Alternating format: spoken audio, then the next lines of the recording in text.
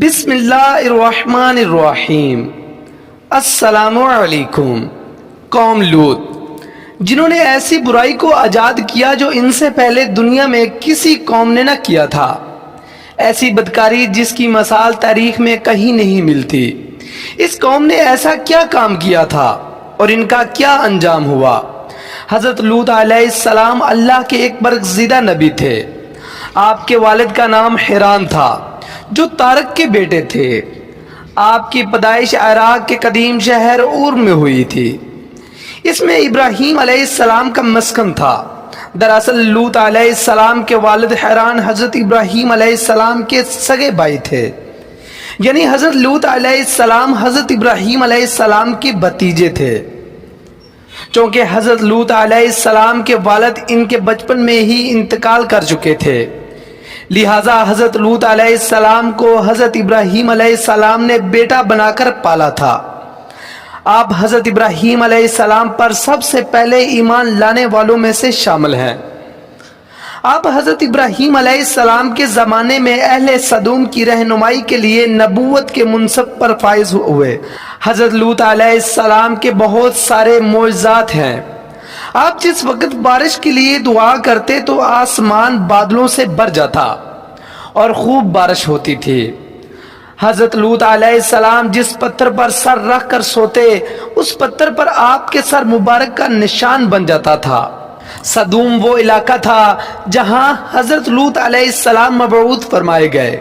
سدوم کے آس پاس 5 نہایت خوبصورت شہر آباد تھے، جن میں سے ہر ایک کی آبادی 1,00,000 نفوس سے زیادہ تھی۔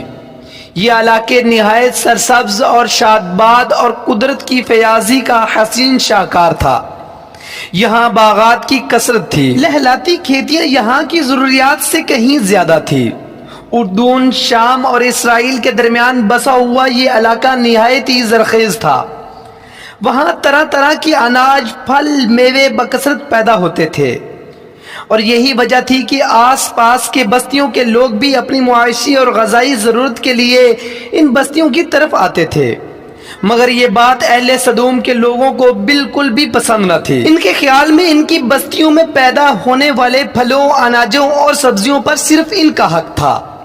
وہ نہیں چاہتے تھے کہ دوسری بستیوں کے لوگ ان کے علاقے میں آئیں۔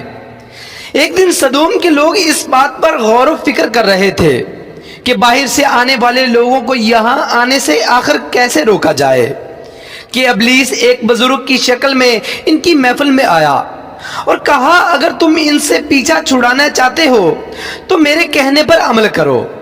اس اجنبی بزرگ کی بات لوگوں نے بہت توجہ سے سنی۔ ابلیس نے کہا، میں کل بتاؤں گا۔ دوسرے دن ایک خوبصورت جوان لڑکے کے بیس میں آیا اور اپنی عورتوں کے بجائے مردوں کے ساتھ فعل بد کرنا سکھایا۔ ابلیس نے کہا، اگر تم ان بستیوں کے لوگوں سے نجات چاہتے ہو جو تمہاری بستی میں آ جاتے ہیں، تو ایسا کرو کہ جب بھی کوئی شخص تمہارے علاقے میں آئے تو تم لوگ زبردستی اس کے ساتھ اپنی خواہشات پوری کرو۔ اس طرح یہ لوگ اس بستی میں آنا چھوڑ دیں گے۔ اپنی نفسانی خواہشات کے لیے مردوں سے بدفعلی اس قوم کا دستور بن گیا تھا۔ یہاں بے حیائی عام ہو گئی تھی۔ حکمران، سردار، رؤسا، ہر طبقے میں، گھر گھر میں یہ عمل پھیل گیا تھا۔ بڑی محفل میں یہ لوگ اس فحاشی کے کام کو کر کے خوش ہوتے تھے۔ کوئی بھی محفل اس کام کے بغیر ادھوری سمجھی جاتی تھی۔ خاص کر مسافروں میں سے کوئی خوبصورت لڑکا ہوتا تو یہ لوگ اسے اپنا شکار بنا لیتے تھے۔ تلمود میں لکھا ہے کہ اہل سدوم اپنے روزمرہ کی زندگی میں سخت ظالم، دھوکے باز اور بدمعاملہ تھے۔ کوئی مسافر ان کے علاقے سے بخیریت نہ گزر سکتا تھا۔ کوئی غریب ان بستیوں سے روٹی کا ایک ٹکڑا نہ پا سکتا تھا۔ ایسا ہوتا تھا کہ باہر کا آدمی ان کے علاقے میں پہنچ کر فاقوں سے مر جاتا تھا، اور یہ اس کے کپڑے اتار کر اس کی لاش کو برہنہ دفن کر دیتے تھے۔ اپنی وادی کو انہوں نے باغ بنا رکھا تھا جس کا سلسلہ میلوں تک پھیلا ہوا تھا۔ اس باغ میں وہ انتہائی بے حیائی کے اعلانیہ بدکاریاں کرتے تھے۔ حضرت لوط علیہ السلام نے انہیں توحید کی دعوت دی اور بدکاری کے گنہونے عمل سے توبہ کرنے کا حکم دیا۔ حضرت لوط علیہ السلام نے کہا، تم بے حیائی کیوں کرتے ہو؟ کیا تم عورتوں کو چھوڑ کر لذت حاصل کرنے کے لیے مردوں کی طرف مائل ہوتے ہو؟ حقیقت یہ ہے کہ تم احمق لوگ ہو۔ حضرت لوط اہل سدوم کو دن رات واعظ و نصیحت کیا کرتے تھے، لیکن اس قوم پر اس کا کوئی اثر نہ ہوا، بلکہ وہ بہت فخریہ انداز میں یہ کام کرتے تھے۔ انہوں نے حضرت لوط علیہ السلام کا سمجھانا بھی برا لگتا تھا، لہذا انہوں نے صاف صاف کہہ دیا کہ اگر تم ہمیں اسی طرح برا کہتے رہے اور ہمارے کاموں میں مداخلت کرتے رہے تو ہم تمہیں شہر سے نکال دیں گے۔ حضرت لوط نے نصیحت اور تبلیغ کا سلسلہ جاری رکھا، لہذا ایک دن اہل سدوم نے خود ہی عذاب الہی کا مطالبہ کر دیا۔ اللہ تعالیٰ نے اب تک ان کے اس بدترین فحاشی اور بدکاری کے باوجود ڈھیل دے رکھی تھی، لیکن جب انہوں نے حضرت لوط علیہ السلام سے ایک دن کہا کہ اگر تم سچی ہو تو ہم پر عذاب لے آؤ، لہٰذا ان پر عذاب الہی کا فیصلہ ہو گیا۔ اللہ نے اپنے خاص فرشتوں کو دنیا کی طرف روانہ کر دیا۔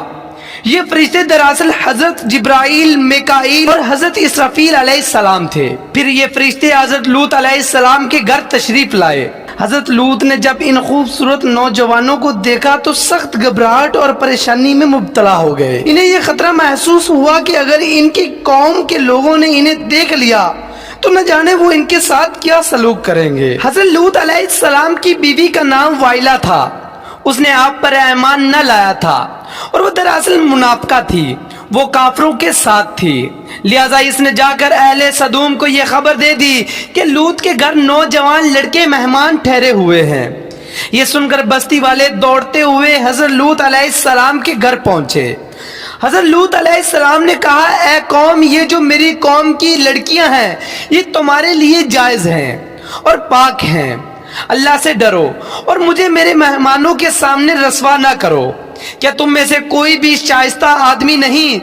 حضرت لوط علیہ السلام کی یہ بات سن کر لوگ بولے، تم بخوبی واقف ہو کہ ہمیں تمہاری بیٹیوں سے کوئی حاجت نہیں، اور جو ہماری اصل چاہت ہے اس سے تم بخوبی واقف ہو۔ قوم لوط کے اس بے شرمانہ جواب سے اندازہ لگایا جا سکتا ہے کہ وہ فعل بد میں کس حد تک مبتلا ہو چکے تھے۔ حضرت لوط علیہ السلام کی قوم ان کے گھر کی طرف دوڑتی ہوئی آئی تو حضرت لوط نے گھر کے دروازے بند کر دیے اور ان نوجوانوں کو ایک کمرے میں چھپا دیا۔ اس بدکار لوگوں نے آپ کے گھر کا گھیراؤ کیا ہوا تھا اور ان میں سے کچھ گھر کی دیوار پر بھی چڑھنے کی کوشش کر رہے تھے۔ حضرت لوط اپنے مہمانوں کی عزت کے خیال سے بہت زیادہ گھبرائے ہوئے تھے۔ فرشتے یہ سب منظر دیکھ رہے تھے۔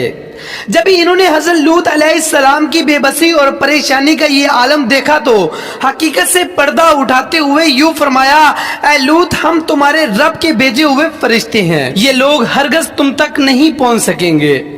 ابھی کچھ رات باقی ہے، تم اپنے گھر والوں کو لے کر چل دو اور تم میں سے کوئی شخص پیچھے مڑ کے نہ دیکھے۔ اہل سدوم حضرت لوط علیہ السلام کے گھر کا دروازہ توڑنے پر بضد تھے، لہٰذا جبرائیل علیہ السلام نے گھر سے باہر نکل کر اپنے پر کا ایک کونا انہیں مارا، جس سے ان سب کی آنکھوں کے ڈیلے باہر نکل آئے اور بصارت زائل ہو گئی۔ یہ خاص کر ان لوگوں کو پہنچا جو حضرت لوط علیہ السلام کے پاس بدنیتی سے آئے تھے۔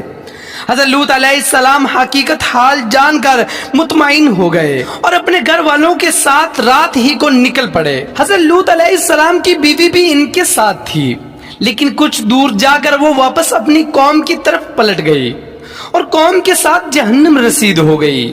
صبح کا آغاز ہوا تو اللہ کے حکم سے حضرت جبرائیل علیہ السلام نے بستی کو اپنے پر سے اکھاڑ دیا اور پھر اپنے بازو پر رکھ کر آسمان پر چڑھ گئے، یہاں تک کہ آسمان والوں نے بستی کے کتے کے بھونکنے اور مرغوں کے بولنے کی آوازیں سنی۔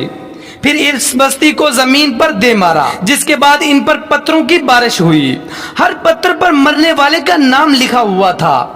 جب یہ پتھر ان پر لگتے تو سر پاش پاش ہو جاتے۔ صبح سویرے شروع ہونے والا یہ عذاب اشراق تک پوری بستی کو نیست و نابود کر چکا تھا۔ قوم لوط کی ان خوبصورت بستیوں کو اللہ نے ایک انتہائی بدبودار اور سیاہ جھیل میں تبدیل کر دیا، جس کے پانی سے رہتی دنیا تک کوئی فائدہ نہیں اٹھایا جا سکتا۔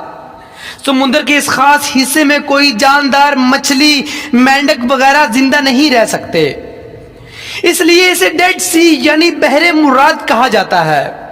جو اسرافیل اور اردن کے درمیان واقع ہے۔ ماہرین آثار نے 10 سالوں کی تحقیق اور جستجو کے بعد اس تباہ شدہ شہر کو دریافت کیا تھا۔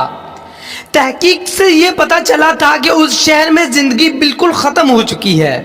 اس شہر کے راستے اور کھنڈرات کو دیکھ کر آرکیولوجسٹ نے یہ اندازہ لگایا کہ جب یہ شہر تباہ ہوا تو اس وقت لوگ روزمرہ کے معاملات کے کاموں میں مشغول تھے اور یہاں زندگی اچانک ختم ہو گئی تھی۔